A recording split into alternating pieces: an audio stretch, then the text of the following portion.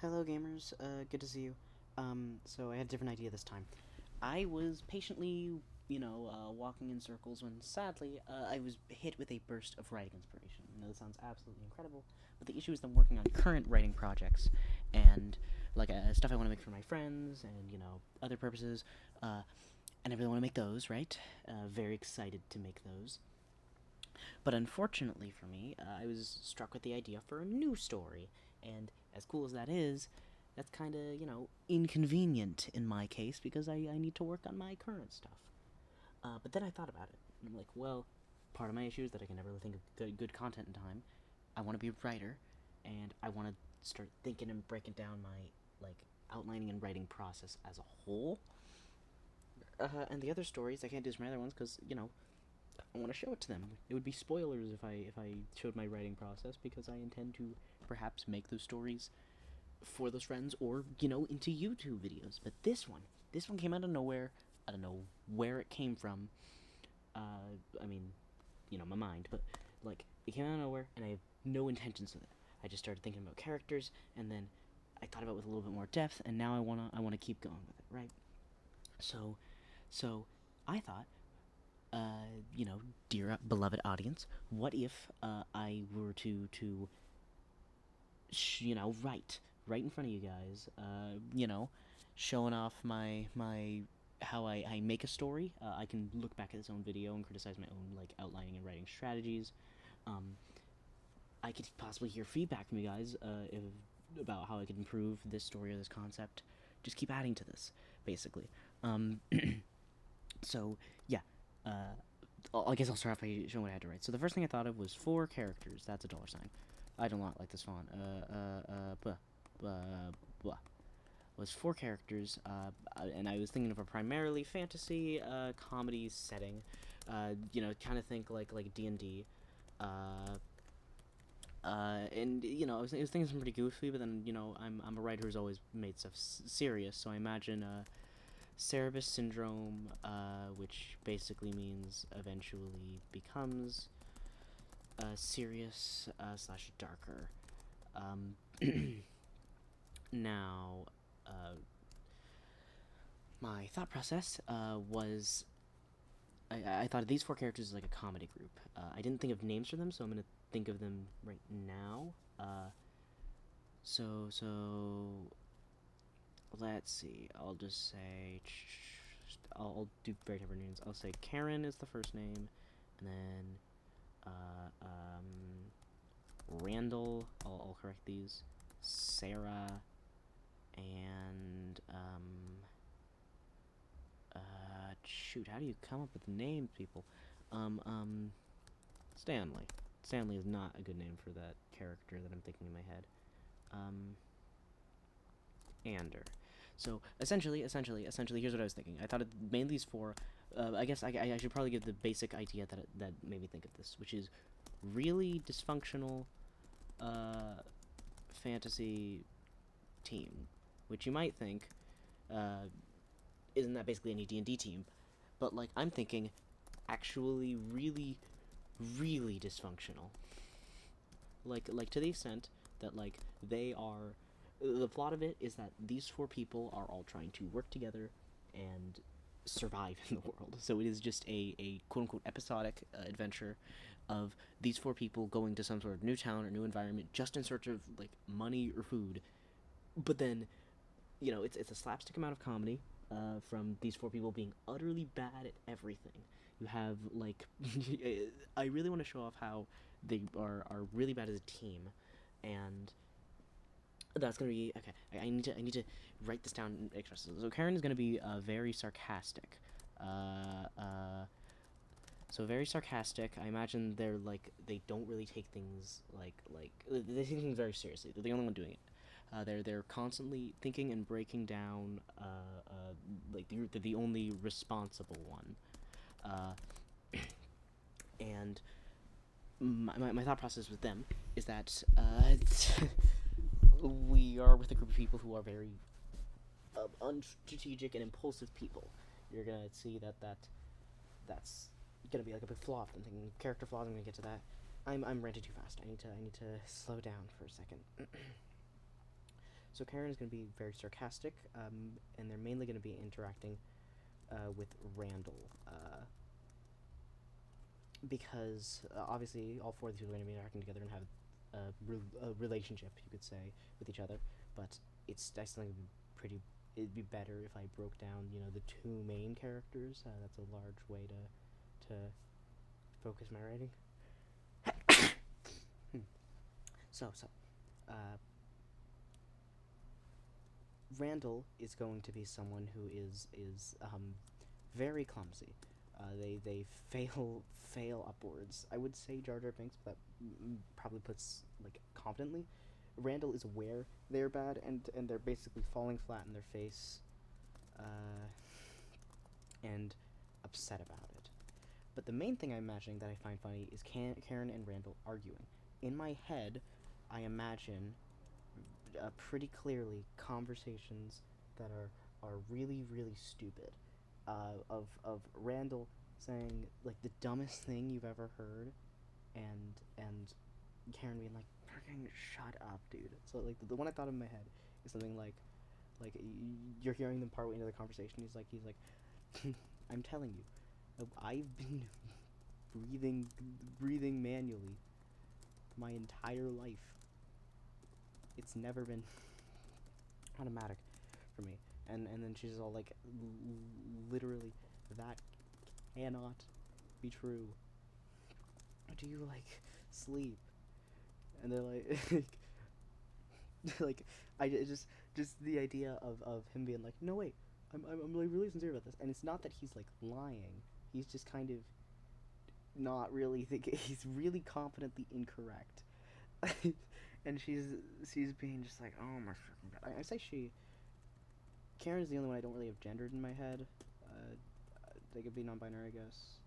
The point is, like, I just like the idea of a really stupid banter between these two, of like this guy being like, no, wait a minute, like thinking he has a point, and her being like, no, you're stupid, shut up. We have more important things to be doing right now than talking about this. I think that's a really fun dynamic, and that'll be the main thing you'll see from these two.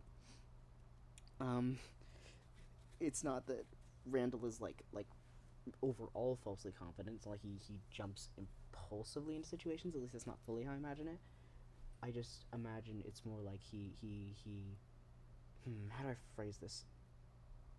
It's like he doesn't fully understand the world. He's aware he doesn't fully understand the world, so he's making his best approximation of a decision.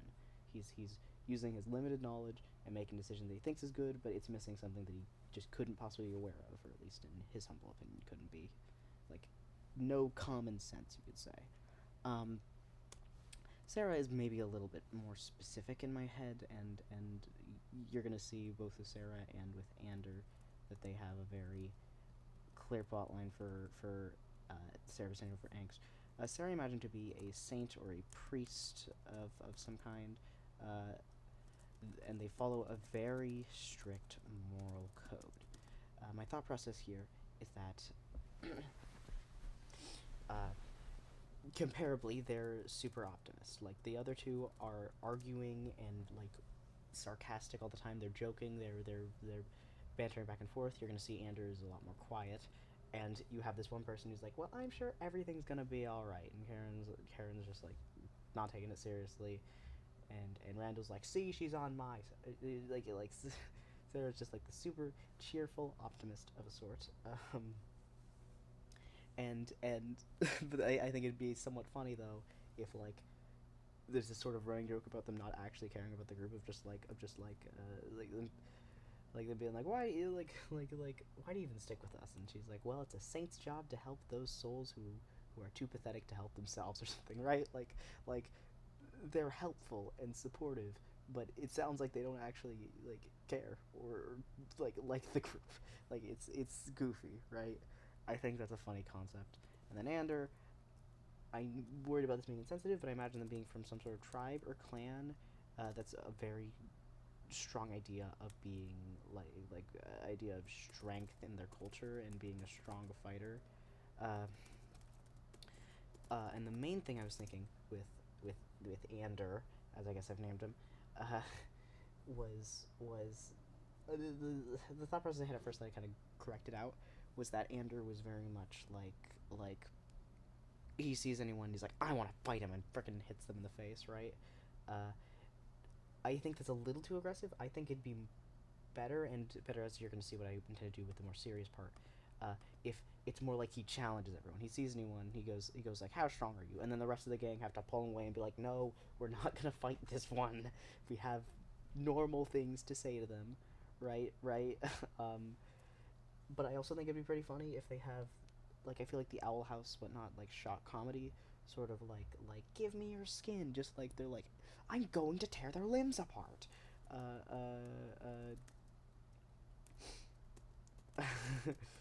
not like just really constantly implies they're gonna do pretty crazy things, right? And they're really just overly aggressive. Like comparably, these other three people are all good people, but Anders very stand out, like super duper out to fight everyone basically. Uh, like eager among this group, I really want them all to be like really bad fighters. Like Sarah is supposed to be the healer, but they're like pretty bad at it because they're really slow and I imagine they like are morally deliberating who is the person who I should correctly heal right now.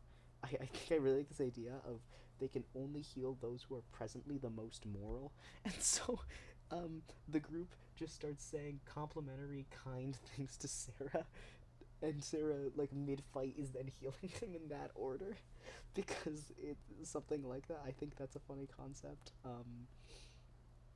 I imagine Karen is just like not that physically capable. In my head, getting back to the serious stuff, I sort of imagine them being like very clearly malnourished and weak. And then Randall is like two left feet. They have no idea what they're doing. And Anders like the only physically capable one in the group. Now the reason I am really, I guess, made the pitch much, but when I started thinking about these four characters, like I just imagine in my head the conversations, and I imagine it funny. I imagine Randall beginning a conversation, Karen being argumentative, stupid, Sarah being like, well, it's all right, everybody. Don't worry, we'll be fine. The Lord will save poor souls like you guys, and then or the Lords or something. Probably gonna do multiple gods if it's like a D&D styled fantasy world. Um, and then Andrew being like, I want to tear that guy's face off. He looks strong. Like, um, although though something I was thinking with Andrew, but I'll get to that in a second. Actually, I'll get to it now. Basically, the first thing I was thinking of with the fact that it gets darker was the flaws of these characters. When you write a character, I feel like writing their flaws is a really important part of them. And besides being physically incapable, I want to write not only a bit of self-consciousness towards these characters and how they feel about themselves, but a flaw in how they're able to help the people around them. So what I was thinking with Karen was that Karen, being very sarcastic, fails to show appreciation to those around her. Uh, that her covering everything, both her own emotions and her feelings about this, under sarcasm and being like, "Yeah, you're a real great help," means she doesn't really ever properly show her appreciation to those close to her. Uh, so in the end, her group, her teammates don't feel very supportive or supported by her. She doesn't actually. You can see her kind of as like a reluctant mother to the group, but it doesn't have the motherly care behind it. And I imagine if these characters have serious moments, she's unable to be a comforting or wise soul in that moment, and that's going to be a very clear flaw. And then besides being somewhat physically weak, I kind of want her to be reliant on the group. Like for all of her whining and making fun of them, she's gonna like very much find that when they do things, even though they'll fail a billion times on the way, they listen to her plans. They listen to her ideas, and when they're working together and helping her, they're accomplishing more than any of them would do alone. So even though she doesn't properly show her support to the group, she needs the group, and it's very clear. Randall, uh, I'm not sure I like the name Randall, but it's fine. This is very, very, very early in the process. Randall, the main thing I was thinking about with Randall that I thought was a really haunting idea is really self conscious. That like I butchered that. I'm a good speller normally. Okay, what I was really thinking about was that Randall is super like he's really really bad at everything, and that wholeheartedly upsets him every single time he wants to be helping out the group and he fails. He beats himself up about it internally. He's like, I can be doing so much better than this. I'm being a failure right now. Internally, he takes every single time he makes a mistake into something like really really bad in himself, and of course no one's supporting him in the group. This isn't Sarah's supposed to be saying kind words, but like it's hidden beneath a veneer of moral codes. So the actual kindness they're giving, even if it's kind, sweet, comforting words, which still is going to work on Randall, part of it does ring hollow. Karen doesn't really give any, and Ander doesn't really care. So Randall just will constantly be beating himself up about his own mistakes, and then also I'm kind of feeling like he hit himself for being like not even a jack of all trades. He's not good at anything particularly. I think something notable is I kind of would like it if he had like a ton of weapons. Like if he had a backpack of like 6 different weapons, and he's not really competent with any of them. He's like, if he faces anyone using the same weapon and he like uses the same weapon against them, he's gonna lose. He's just really bad at fighting, and it like upsets him every time internally. When he falls flat in his face, most of the time, and is like, ah, dang it, you know what I mean? A persona kind of like that. I imagine he's still kind of playing it up because his friends laugh when he falls flat in his face, and he still definitely likes this group of people. They care about each other, but to some extent, he is being legitimate. He is upset whenever he's failing. Um, I feel like it's just a really easy pathway you can take it to, right? You start seeing this guy who's failing constantly, and that's kind of funny. And then his reactions as he fails are so explosive and dramatic, uh, and you see that as just further comedy, but it's still something that I'm able to possibly push in a more serious direction if I use it later. I'm gonna get rid of this now. Um, and then I guess one more thing I want to do with Randall is I feel like I want to make it so that he's like,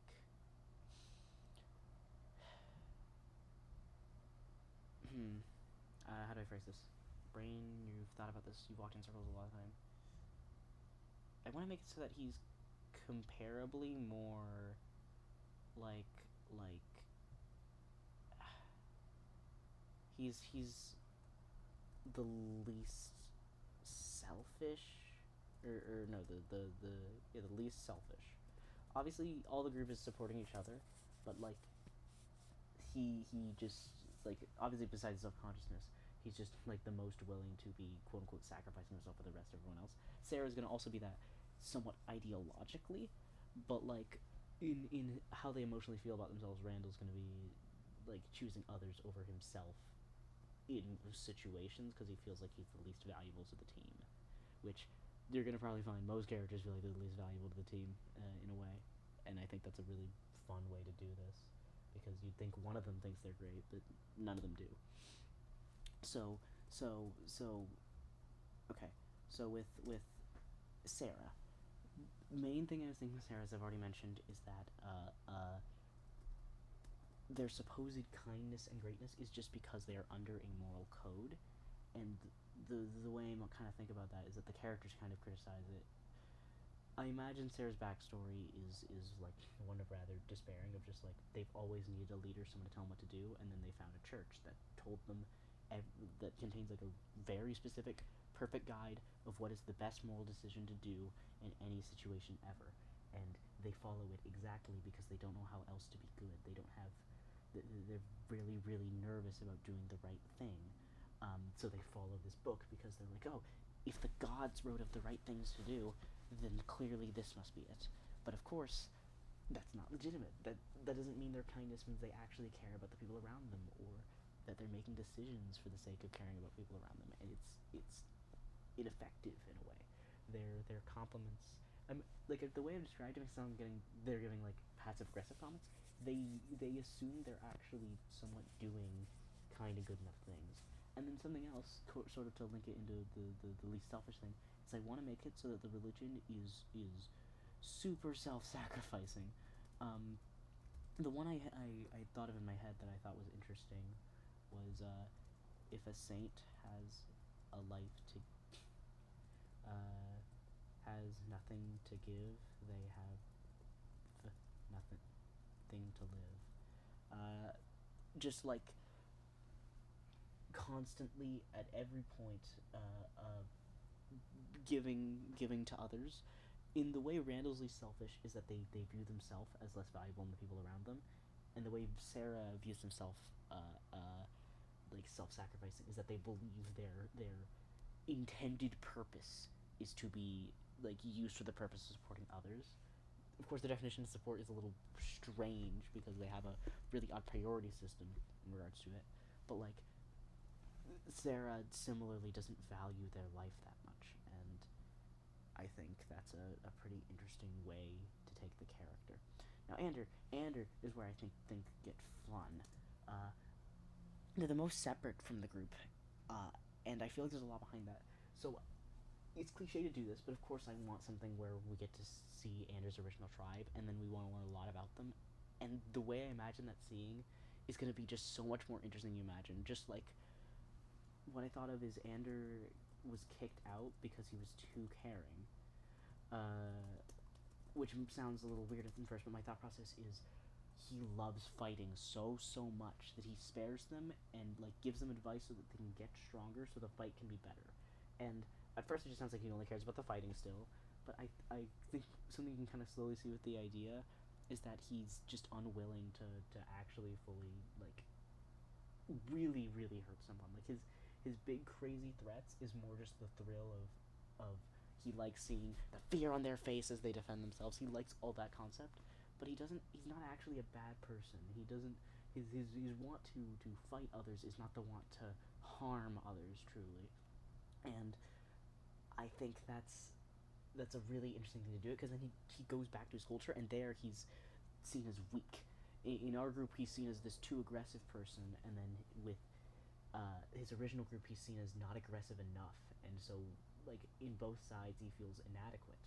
And then of course he feels separated from the group because the other three are all somehow like together and like working together and working towards a cause, and they're more patiently plotting a plan. Anders doesn't get it. Anders has only ever known you fight to get what you want, and anytime someone's not doing that, it's not like what he's learned. It's not the culture he was raised in. So he feels very separated, because the rest of the group aren't impulsive fighters. So he feels like the odd one out of the group, which all of them sort of do, but like you know he from a writing standpoint, he also feels like an odd one out of the group. So like he's definitely the most capable fighter in the group. Although I did kind of want to make a notable logic towards the fact that he's fighting for fun and not strategically, sort of like how you'd imagine like any self-taught fighter versus anyone with like any practice of discipline, just because like they're most likely not protecting themselves when they fight. They don't have a strategy or method. They just attack with brute strength. So I imagine in any competent fight, he still fails, and that would get to him. Uh, for all his talk of fighting, I imagine he's not absurdly difficult to beat if you fight patiently and sort of like cliche martial arts versus big strong hulking one. If you're like able to like use his momentum against him, you can wreck him, and that would like you know affect him a lot. And in my head, when I think about all three of these characters together being dysfunctional, it's like really upsetting to watch. Like it's funny most of the time. You see it as very slapstick, but it's surprisingly tragic when you think about all these characters with more depth. That was my thought process. That's what I kind of started to realize, that these characters are four characters bantering, none of them really getting along, but just the idea of this group pushed to sort of a further limit is what's infected me. So I want to try and write a scene with these four. uh, I want to try writing a comedy-ish scene and a really dramatic-y scene. I don't want to go too dramatic, I guess. Partially because I also think, I don't think I wouldn't worry about YouTube terms of service. I wouldn't do anything that gross or horrifying. But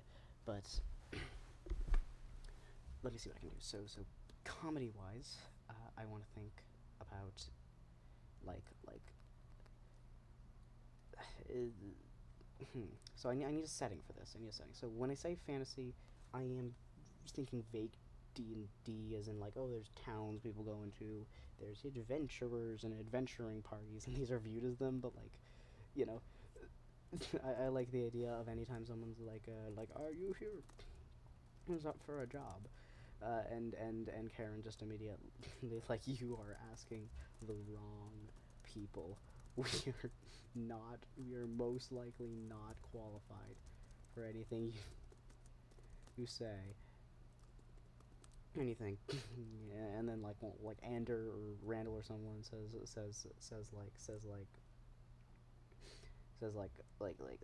nah, we got this. And then like like a we nearly drowned trying to fish. You were fishing, and the fish pulled you into the water, and you didn't know how to swim. The only person who did to swim, Sarah, debated this was the natural cycle of life and process. Do you understand what I'm seeing? And then Sarah's like, what? I mean, did the fish bested you in the same way that any animal bests another. It's merely nature. And then Anders like, I'm just saying, I'm probably not gonna write a whole comedy thing, honestly. Right now, I want to break down the concept. These four are swirling around in my mind, both in I really want to imagine these four. Emotionally, I really want to write a deeper scene with them. I feel like I'm not good for writing a full-on scene here. I think writing and outlining my concept for these four was a more important thing than this, um, than the dialogue and the funny. But yeah, if you have any thoughts about this, feel free to comment it. Maybe next time I'll do an audiobook thing of the comedy scene and the dramatic scene, because these characters just clicked into my mind, and I cannot stop thinking about them. I hear really vivid voices of them. Yeah. Sorry if this is a little different than my other videos. Sorry if I'm talking too fast and too unclearly. Hopefully the visuals make things clear enough what I'm talking about. I just really got in the flow state, you know. But yes, thank you for watching. I'm gonna stop now probably. I don't really know what I'm doing, and I've been talking for almost 30 minutes now about relatively nothing. And busy-ish person. So yeah, that's all I have to say. Thank you. And have a good day, whoever's watching from home.